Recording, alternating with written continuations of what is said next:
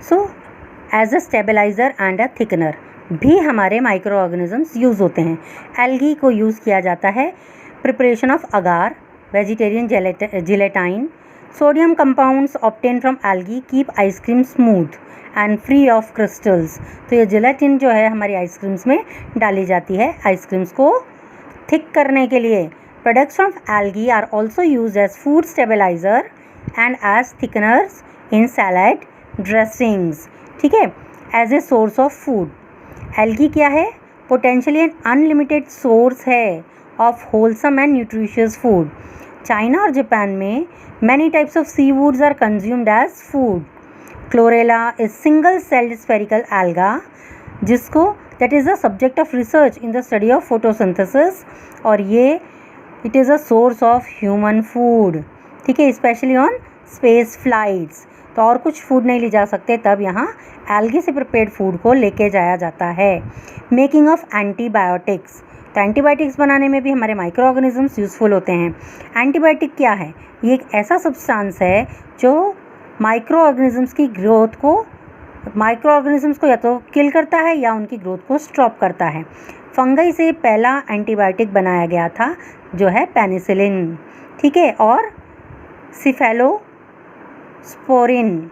Bacteria भी antibiotic बनता है, that is streptomycin, chloramphenicol and tetracycline. ठीक है, antibiotics disease causing micro organism को किल करते हैं without giving us side effects या इंजरी टू द बॉडी और tissue. So today over 100 of different antibiotics are available to doctors to cure anything from minor illness to life-threatening infection. Or antibiotics work differently and acts on different types of bacteria. Antibiotics are also used to cure plant and animal disease. They are mixed with food to cure microbial infection in livestock, especially poultry and cattle. ठीक है? Now, immunity and making of vaccine. ठीक है, a foreign substance or disease causing microbe that enter our body is called an antigen. ठीक है, our body produces protein called antibodies. जब भी disease causing organism हमारी body में enter होता है उसे एंटीजन बोला जाता है, और हमारी बॉडी के जो प्रोटीन्स हैं वो एंटीबॉडीज़ बनाते हैं to attack and destroy the antigen. So antibodies produced against a particular antigen are specific and will attack only that antigen. मतलब एक बार जब डिज़ीज़ जो अगर बैक्टीरिया एंटर हो गया मान लो, तो उससे लड़ने के लिए एंटीबॉडीज़ बनी हैं, है ना? तो उसी टाइप के जो और ऑर्गेनिज्म अगर एंटर होंगे तो उनसे वो लड़ पाएगा. For example, antibodies produced against measles virus will not attack typhoid bacteria. ठीक है, सो वायरस के लिए जो एंटीबॉडीज़ बने थे वो टाइफॉइड पे काम नहीं करेंगे. The ability of our body to resist infection is known as immunity. ठीक है, हम सिंपल भाषा में ये कह सकते हैं कि बीमारियों से लड़ने की ताकत जो हमारे पास है उसे हमारी इम्यूनिटी कहा जाएगा. इम्यूनिटी अगेंस्ट सम डिजीज़ में भी नेचुरल हमारे पेरेंट्स से मिली हो सकती है. Immunity against some disease is acquired after recovering from an attack of disease. ठीक है, जैसे मीजल्स एंड चिकन पॉक्स, अगर एक बार ये आपको बीमारी हो गई तो उसके बाद आपको दोबारा नहीं होती, उससे आपके एंटीबॉडीज़ बन जाते हैं. Once you have recovered from this disease the antibodies remain in the blood for a short time. The ability to produce the antibodies again is greatly increased. Therefore और फिर अगर कोई और इन्फेक्शन अगर आता है बैक्टीरिया का या वायरस का, it is likely to be stopped as your immune system is powerful now. ठीक है, so immunity against a particular disease can be induced, यानी हम उसको अपनी बॉडी में बढ़ा सकते हैं, बाहर से डाल सकते हैं. induced by introducing dead or weakened microbes of the disease. This substance introduced in the body is called vaccine. हमें पता है कि बहुत तरह की वैक्सीन्स अवेलेबल हैं हमारे पास, और हम उन वैक्सीन्स को लगवा करके जन्म से लेकर के 5 साल तक के बच्चों को बहुत सारी वैक्सीन्स लगाई जाती हैं ताकि उन्हें बड़ी बड़ी बीमारियों से बचाया जा सके. The body recognises the antigen and produces antibodies against it. और इस टेक्निक को कहा जाता है वैक्सीनेशन या फिर इम्यूनाइजेशन। और इससे हम जितनी भी पॉसिबल बीमारियां हैं उनसे बच्चों को अपने आप को बचाने की कोशिश करते हैं, जैसे tetanus, typhoid, polio, measles, hepatitis B. Vaccine can be a dose of, क्या हो सकता है vaccine? It can be a dose of dead microbes as in the case of cholera and typhoid vaccine, live microbes which have been altered so that they are no longer dangerous and cannot cause the disease, जैसे polio और measles में। Toxoids, harmless forms of toxins, poisonous substance, इनको produce किया जाता है by disease causing germs as in the case of tetanus vaccine. All vaccines are made up of microorganisms. So अभी तक हमने यूजफुल माइक्रो ऑर्गेनिजम्स देखे थे. Now we will see harmful microorganisms. So many kind of microorganisms cause disease in human beings. तो वो microorganisms जो हमें disease करते हैं उन्हें कहा जाता है pathogens. Disease caused by microorganisms and transmitted from an infected person or an animal to another person or animal are called communicable disease or infectious disease. मतलब बीमार बंदे से अगर दूसरे बंदे को बीमारी फैलती है, ऐसी बीमारी को कम्युनिकेबल डिजीज़ या इन्फेक्शियस डिजीज़ कहा जाता है. Communicable disease are carried from person to person in a number of ways. ठीक है.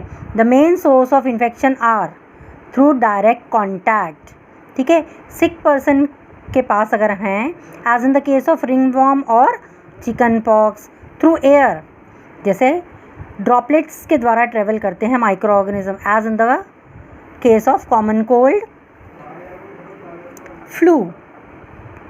व्हेन सिक पर्सन स्नीजेस और coughs, microbes are release into the air. These can infect a healthy person breathing the air. और ये हमारे corona virus के लिए भी applicable है. Through contaminated food and water, cholera और टाइफाइड जैसी बीमारियां हैं जो कंटामिनेटेड फूड और वाटर की वजह से फैलती हैं. फॉर एग्जांपल इनमें पैरासाइट्स होते हैं जैसे, और वो कॉज करती हैं एमीबाइक डिसेंट्री. ये एंटर करता है, enter the water when infected person passes faeces near the water body. है ना. जब कोई इन्फेक्टेड पर्सन का वेस्ट मटेरियल वाटर में मिल जाएगा और वो वाटर हम तक पहुंचेगा, तब ये हमें कॉज कर सकता है. And other people get infected when such water reaches them. Through insects, जैसे कि फ्लाइज हैं, फ्लीज हैं, मॉस्किटोज, ये कैरियर्स ऑफ माइक्रोब्स हैं.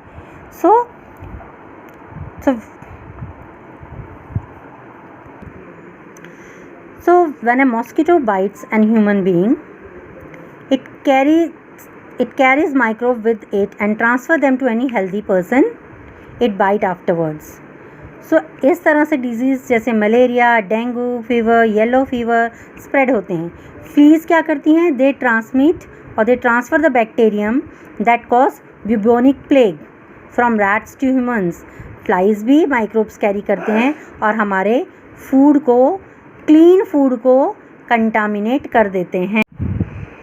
Here one table is given, disease caused by microorganism. तो डिजीज़ का नाम दे रखा है कॉलेरा. कॉज क्या है? बैक्टीरियम या विब्रो कोलेरे. मेथड, कैसे फैलता है? Method of spread, contaminated food और वाटर. फिर सिम्टम्स क्या हैं? Severe diarrhoea, dehydration, vomiting, abdominal pains etcetera. और प्रिवेंशन कैसे हो सकता है? वैक्सीनेशन से. ट्यूबरकुलोसिस या टीबी, तो बैक्टीरियम है माइकोबैक्टीरियम ट्यूबरकुलोसिस. स्प्रेड कैसे होता है? ड्रॉपलेट्स ऑफ इन्फेक्शन से. सिम्टम्स, परसिस्टेंस कफ, लंबे समय तक कफ होना, फीवर होना, फेटीग, वेट लॉस, ब्लड आना स्पूटम में. और इसको भी वैक्सीनेशन से, BCG वैक्सीनेशन से कंट्रोल किया जा सकता है. At the time of birth ये लगवाया जाता है. और इसी तरह typhoid, gastroenteritis, common cold, polio, malaria, ringworm वगैरह के बारे में भी आपको जानकारी दी गई है. You can study the table and can get all the information. So now we'll see that how disease are spread through animal bites. So rabies का केस हम सब जानते हैं. कि जब कोई इन्फेक्टेड डॉग बाइट करता है तो ह्यूमन में ये डिजीज़ स्प्रेड होती है ना। तो एंटी रेबिस इंजेक्शंस लेने पड़ते हैं through cuts and wounds as in the case of tetanus. किसी भी लोहे की चीज़ से अगर हमें कट्स एंड वुंड्स होते हैं तब हमें क्या कहा जाता है, टिटनस का इंजेक्शन लेने के लिए कहा जाता है। Different pathogens act in different ways, some produce toxins, ठीक है, वाइल अदर इन्वेड सेल्स और टिश्यू। कुछ टॉक्सिन प्रोड्यूस करते हैं, कुछ सीधे क्या सेल्स या टिश्यू में पहुंच जाते हैं और वहाँ जा कर के टॉक्सिन प्रोड्यूस करते हैं।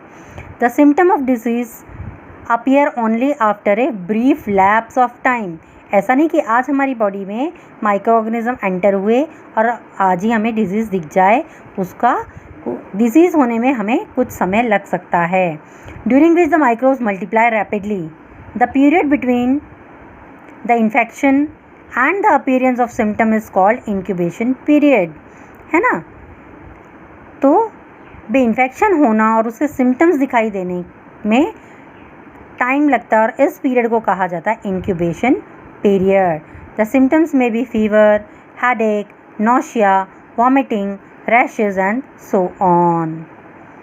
सो viruses cause disease such as common cold, measles and influenza. These spread through air. So fungi and bacteria food पे ग्रो करते हैं और टॉक्सिक सब्सटेंस रिलीज़ करते हैं, फूड को स्पॉइल करते हैं और इससे फूड पॉइजनिंग होती है। Bacteria cause pneumonia, tetanus, tuberculosis and cholera. Protozoa से होती है malaria and amoebic dysentery. Microorganism cause disease in plants and animal also. तो ये देखो, leaf mosaic virus enter and damage the outer cells of the leaves. तो नाम ही है leaf Mosaic, तो क्या करता है, लीव्स को डिस्ट्रॉय करता है। Potato blight in potato plants is cause by fungus. Mildews in grapes, roses, gooseberries and other flowering plants is cause by fungi. Rust in wheat and other cereal is cause by fungi. और animals में foot and mouth disease भी virus की वजह से होती है। So now we will talk about food preservation. क्या कभी कभी ऐसा होता है खाना खाने के बाद ही हमारी तबीयत ख़राब हो जाती है? क्या हमने, हो सकता है कि हमने ख़राब खाना खा लिया हो। Food has to be kept free of growth of moulds and bacteria which spoil food and cause food poisoning and other diseases, ठीक है। Many fungi and bacteria are decomposers. तो उनका काम क्या है, decomposition of dead organic matter. जब fungi और bacteria come in contact with food के कॉन्टैक्ट में आते हैं, they begin to decompose the food और केमिकल टॉक्सिन्स रिलीज़ करते हैं। दीज कंटामिनेट और spoil the food making it unfit to be eaten. ऐसा फूड हमारे लिए अनफिट है, अगर हम खाते हैं तो हम क्या होते हैं, बीमार हो जाते हैं। तो जब हम फूड को लंबे यूज़ के लिए स्टोर करके रखते हैं तो हमें उसे प्रिवेंट करना है डैमेज होने से। तो कौन कौन सी एक्टिविटीज़ से डैमेज हो सकता है? माइक्रोब्स जो हैं, बैक्टीरिया एंड फंगाई, ये ख़राब कर सकते हैं हमारे फूड को। इंसेक्ट्स जैसे कि flies, weevils and so on, rodents, mice and rats हैं। नेचुरल केमिकल चेंजेस, वो भी फूड के अंदर होते हैं। कभी कभी आप देखते हो कि मम्मा सुबह खाना बना के गई हैं और दोपहर में हमने उसे अंदर नहीं रखा, तो या खाना बनने के बाद हमने उसको फ्रिज में नहीं रखा, तो आप स्कूल से आते हैं तब तक खाना ख़राब भी हो सकता है ना। To prevent the spoilage of food by insects and rodent, food should be kept covered और इन अ क्लोज कंटेनर। ये तो हमें पता है, but it is not always possible to keep food away from microbes. तब हम क्या कर सकते हैं, therefore it is much better to kill microbes और make sure that conditions are not suitable for their growth. और इससे this will prevent the food borne diseases, यानी फूड में होने वाली डिजीज़ बच जाएंगी। To keep food fit to be eaten for longer period, food preservation का एक प्रोसेस इस्तेमाल किया जाता है। The processing of food to prevent its spoilage and to retain its nutritive value for a long period is called food preservation. Food preservation हमें किस तरह से हेल्प करता है? It reduces wastage of food, storage period को increase करता है। It enables food to be transported to distant places और it helps to store food for use in seasons when it is not available. ठीक है, इसमें हम देखते हैं कि बहुत सारे मेथड्स इस्तेमाल किए गए हैं, मेथड्स ऑफ फूड प्रिजर्वेशन। जो फर्स्ट मेथड हमें दे रखा है यहाँ पर है canning. Foods and drinks can be preserve by putting them in sealed air tight containers. So आपको पता ही है कि कौन कौन से फूड्स आपको कैंस में मिलते हैं। अब बात करते हैं हम पेस्चराइजेशन की, यानी हाई टेम्परेचर में चीज़ को हीट करना और फिर एकदम से उसको कूल डाउन करना। और ये मेथड हमारे मिल्क को स्टोर करने के लिए इस्तेमाल किया जाता है। Most bacteria in milk and other liquids can be killed by heating them to high temperature and quickly cooling down them. This method ensures the flavour of food is not affected. फिर है sun drying. सन में चीज़ को dry कर देंगे, जब उसमें water सारा remove हो गया तब वो क्या बोलते हैं, ख़राब नहीं होगा। So water is remove from some vegetables like cauliflower and fruits like mangoes by drying them in sunlight. Salting, food में सॉल्ट ऐड करने से fruits and vegetables can be preserve by adding salt and then drying them. Salt भी microbes के growth को stop करता है।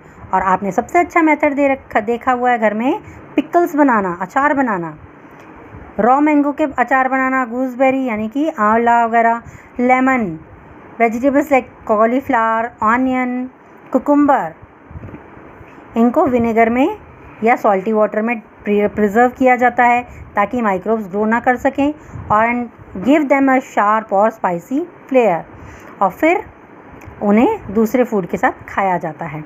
Adding sugar, jams and jelly बनाना, है ना, तो शुगर ऐड करके जब हम उसको बनाते हैं तो sugar removes water from the cells preventing the growth of microbes. और जो लास्ट मेथड है हमारा, that is refrigeration. Freezing stops the growth and multiplication of microbes but does not kill them. Growth को स्टॉप करेगा लेकिन kill नहीं करता। Frozen food should not be left in open for long as the microbes will start multiplying again. तो इस तरीके से हमने अपना ये चैप्टर पूरा किया है।